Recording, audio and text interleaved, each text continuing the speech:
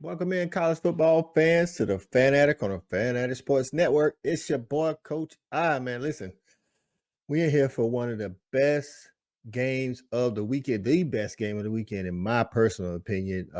We talking about the Pac-12 matchup between Washington and Oregon. Man, these are two of the best teams in the nation, both fighting for a playoff spot. Man, so let's get into it.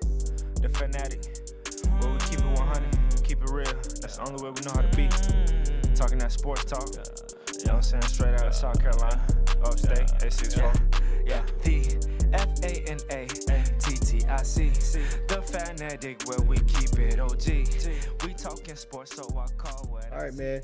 If you're new to the channel, man, we talk college football all the time, man. We have 2 live streams per week, minimum at least. We added one. We did an extra one last week just for Colorado, talk about them. But on Tuesdays, we have a live stream with former Georgia players talking Georgia football. Then on Saturdays, we do the Saturday night snap count, where we do a recap of all, college football at 10 p.m. Eastern time, 10:30 Eastern time, p.m.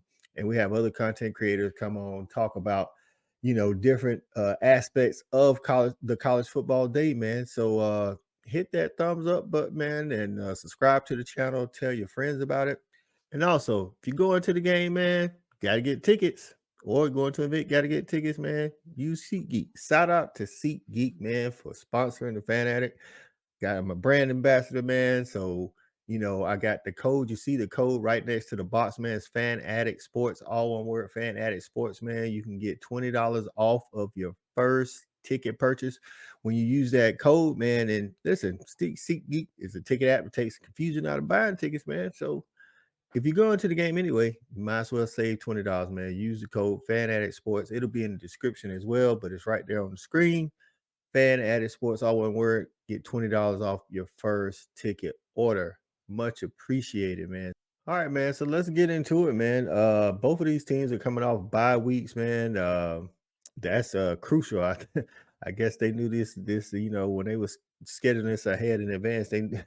They knew these are the teams that they want to actually have a little rest before and extra preparation time. And I think it worked out kind of good, man, because Washington was coming off of a tough game at Arizona. We also saw how Arizona played against USC, you know what I'm saying? And Oregon, got an extra week to prepare. So this should be an interesting game, given these coaches, both of these coaches are good coaches.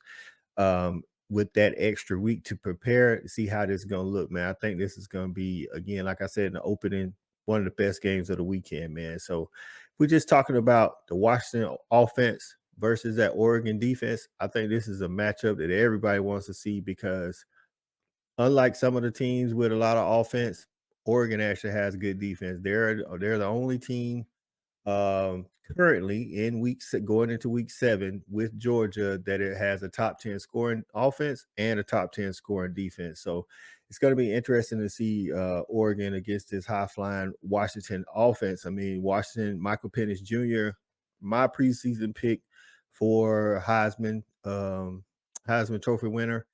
He's on pace to do it right now statistically anyway. So it just depends on what the voters want. He's 74 like 0.7, almost 75% completions, right at 2,000 yards, man. I think the only person that's throwing more passing yards than him as of now is Shador, another Pac-12 quarterback. The Pac-12 is absolutely loaded with quarterbacks. I'm trying to think of a team that doesn't have a good quarterback. Stanford, maybe the least experienced quarterback of the crew. I think Cal's quarterback, if you ranking him, he'd be, down there. But everybody else, man, I'm like, it's just quarterback central out of Pac-12. I think this is the year, oddly enough, Pac-12 is dissolving, and this is the year they're the best conference in the nation.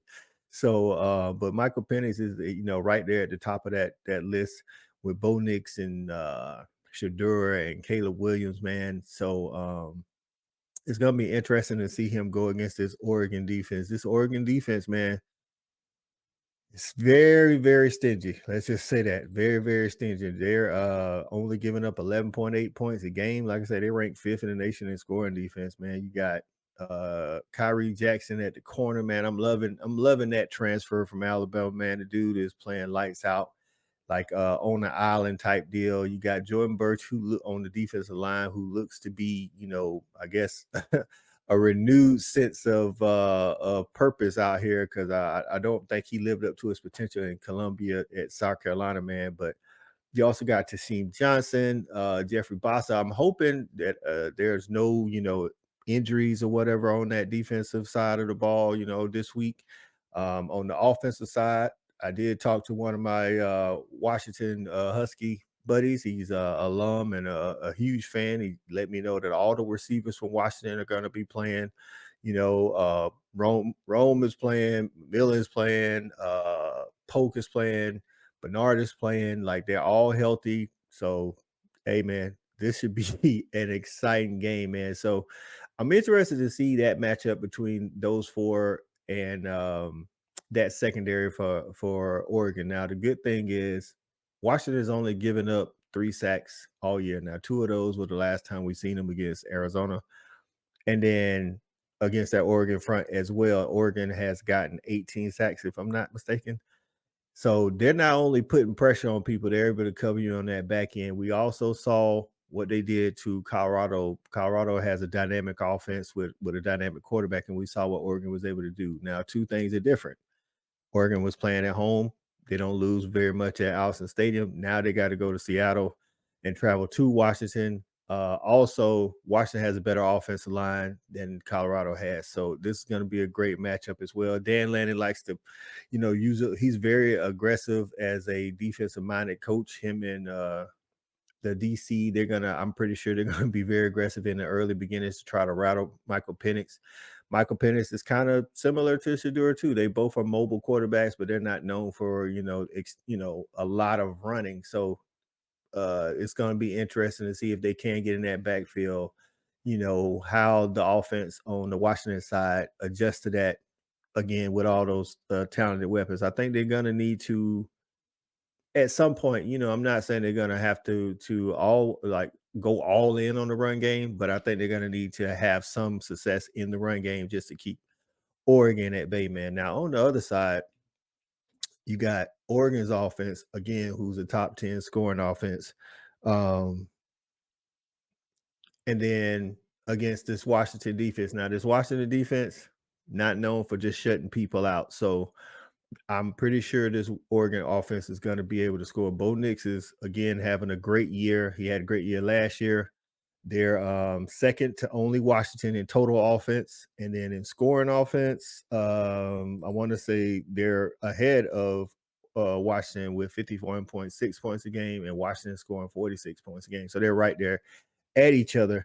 The thing about Oregon is really balanced on offense. So it's going to be, I think with Washington, I think they got to decide.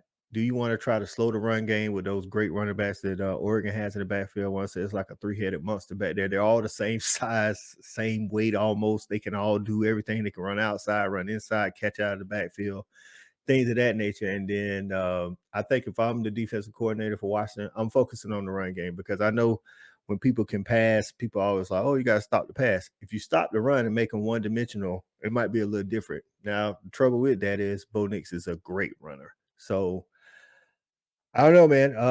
I think Washington is going to be a little bit of reeling too. That we don't know if Asa Turner, I think he's out for the game. Devin Banks, their best corner, is I think possibly out for the game. And don't get mad at me if I can't pronounce this name, man. Their defensive lineman Latuli Gasanoa. I think he may be questionable for the game. He's a disruptor up front.